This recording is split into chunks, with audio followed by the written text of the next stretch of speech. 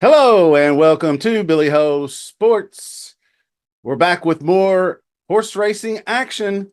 We're heading out to Indiana Horseshoe Racetrack for the Indiana Derby. Before we get started, I wanted to do a quick recap on Stephen Foster Day. I was out there. My box was perfect. Quick access right to the third floor for the air conditioning, and the sports book was really great.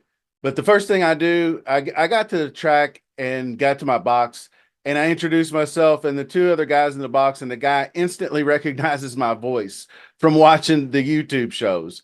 Got the biggest kick out of it. His name was Rich, and really, really great guy with his grandson Tyler and his brother Johnny in Georgia. Shout out to all you guys. I hope you won some money because I did actually go. I made a tip sheet for the very first time just to see how I would do. Plus, I wanted to promote the channel. It was the last chance I had to be at the track. So I printed up a bunch of copies of this tip sheet and I handed them out for free. Just asked to subscribe to the channel and all that kind of good stuff. Well, after about the first six, I had like 6 out of the first 8 races winners. I had a 5-1, a 6-1, and it was just really a great day altogether at the track. Then I went to had a great cookout, so I missed the second half of the card. But then I go back and look, and my 10-1 Mo Fox Given in the 12th race gets beat by a neck at the wire, which would have been another monster hit for the day. So all in all, it was very successful. I hope anybody that that had those tip sheets on Saturday used them and got something out of them because they were actually pretty good. So very pleased. I'll have to do that again sometime. But you need to make sure you're subscribed to the channel and have your notification bell set and all that stuff so you don't miss any of the action because you get it all right here. So we are hitting the summertime. Saratoga's going to be up next week. We've got state derbies. I'll also have a video on the Iowa Derby coming up. We got several state Oaks races as well to cover. So all kinds of good stuff going on. So, and go ahead and smash that like while you're subscribing to the channel too. And leave me a comment and let's get started. Indiana Derby is going to be 8.5 furlongs on the dirt for 3-year-olds. Post number 1 is Woodcourt. Cipriano Contreras, trainer. Manny Escafil rides the 3-year-old colt, finished a distant third by 16 lengths in the Illinois Derby at Hawthorne. Was never really a threat as Patriot Spirit took to the lead and kind of ran away and hid. But does have a couple of wins versus Optional Claiming Company. Just not seeing him as a big threat here. And I'm going to skip up to Real Men Violin at post 3, who ran much closer second to Patriot Spirit in that same race, but still lost by 5 lengths. Then came off that to finish 7 lengths behind EJ Won the Cup in the Texas Derby. This Kenny McPeak trained colt actually ran second last fall to Honor Marie, but for a horse that took 5 starts to break his maiden, I don't see him as a win contender, but does have regular jock Brian Hernandez. So we'll see what happens. Post number 2 is Stronghold. That's Philip D'Amato's 3-year-old colt by Ghost Zapper, making his return after fading down the stretch in the Kentucky Derby. And if you go back and watch that race, he was in it all the way right up until the stretch. Just didn't had a little bit of contact in the lane, but just weakened down the stretch like many horses do after running a 22 opening quarter. So the Santa Anita Derby winner should be able to get back to that 98 Brisnet number form that he displayed in that race. And that should make him a win contender in this and probably the morning line favorite. And he, like I said, he ran quite good in the Kentucky Derby, tracking the pace in the first flight of horses. So now over to post 4 is Kitty Hawk, trained by Vicky Oliver, and Fernando de la Cruz rides. This one is cross-entered in 2 other races besides this one. In the next race that I'll cover is entered in the Iowa Derby, but also entered in like an allowance race or something. So he just broke his maiden, or broke his maiden last fall, actually, but has yet to show any progress needed to really run in stakes competition. So uh, I don't really have a whole lot of interest. Fifth by 12, then fifth by 7 versus non-winners of 2.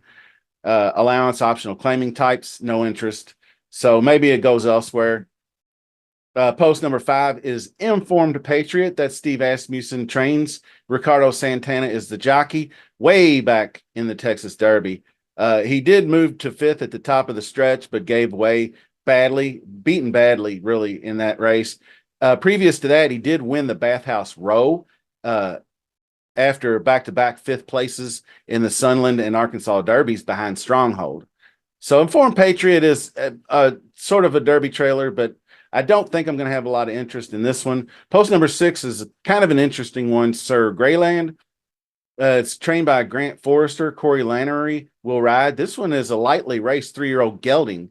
Recently won going away down the stretch at Churchill on May 31st. Looked pretty impressive. He was pressing the pace in second in the 8.5 furlong race. Then he took over in the stretch and really powered it home. So Sir Greyland is kind of an up-and-coming youngster that we need to keep an eye on. Post number 7 is EJ won the cup, and indeed he did. He finished first in the Texas Derby. The Doug O'Neill trained colt was able to close out from 6th place, passing Dematic, who we'll talk about in the Iowa Derby late to win the race. So previous to that, he was 3 wide down the stretch versus Stronghold and Imagination in the Santa Anita Derby, but fell back late and finished 3rd in that race. Mike Smith is back up again. So definitely into that one. We're going to run through the past performances and make some selections. So the first time I ran through the past performances when I was handicapping, I really started eliminating horses right away.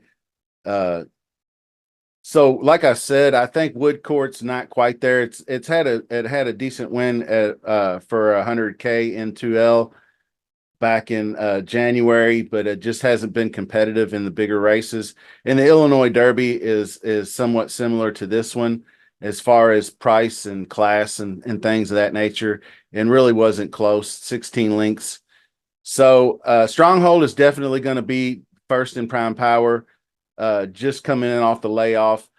Draw a line through the Kentucky Derby if you want to, but he ran his race. I thought he ran just fine. Just because he finished 12 lengths back, he just weakened down the stretch and floated a little bit.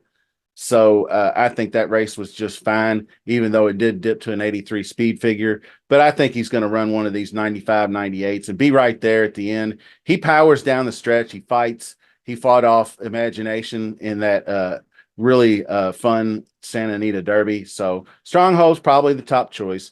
Real Man Violin is the one that looks capable at times. Runs second to Honor Marie back in the Kentucky Jockey Club. Then, No Bueno in the Risen Star.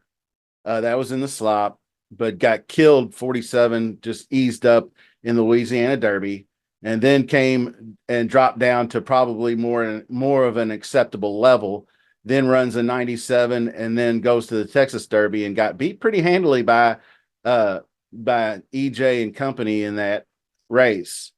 So it's a horse I wouldn't leave out of exotics, but if it's showing declining form and speed since that 97, and you see another 80s aren't going to get it done in this race. And Kitty Hawk, like I said, I'm going to toss that one anyway, and likely to be a scratch and go elsewhere. Informed Patriot, I think he's just too slow. The speed figures. The 80s, he ran his best speed figure, E2 of a 93, but he came home in 61 and got 75 Brisnet number. That's just awful for the Texas Derby. And then the Bathhouse Row, he did get an 88, but the competition in the Bathhouse Row, Gould's Gold was maybe the only real horse in that one. So I just don't think the speed figures are there. I'm probably going to pass on that one. I did show interest in Sir Greyland. Looks like he's ready to make the move. I like when they work him 5 furlongs close to race time. you can see his improvement from 7 to a mile and 16th up to a 93 speed rating, and has 90 E2 and 94. So if you go back up to the top here real quick, you can see 97.89 is where your early and late pace pars are, and you need a 97 par speed rating. So you can see anybody in the 80s steadily not really getting it done.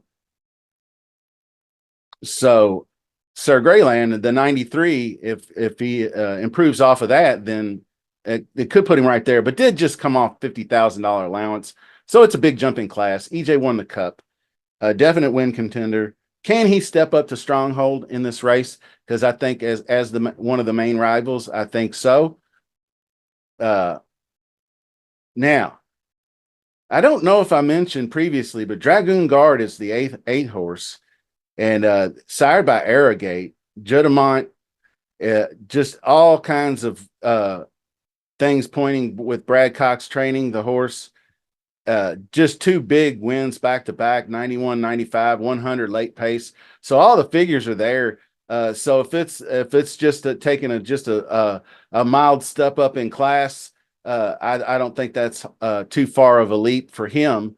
So Stronghold and EJ won the Cup. I think he's probably as good as any one of them. Maybe not Stronghold up at the top, but he could send him to the lead, and we'll see what happens. So if he's allowed to run uncontested, it could be a problem. So let's go ahead and finalize our selections. Okay, well, Stronghold is going to be the top choice. He's proved on more than one occasion. He's got 2 wins in 2 seconds in 4 straight graded stakes prior to the Kentucky Derby. 5 furlong bullet work on June 30th. He's ready to go.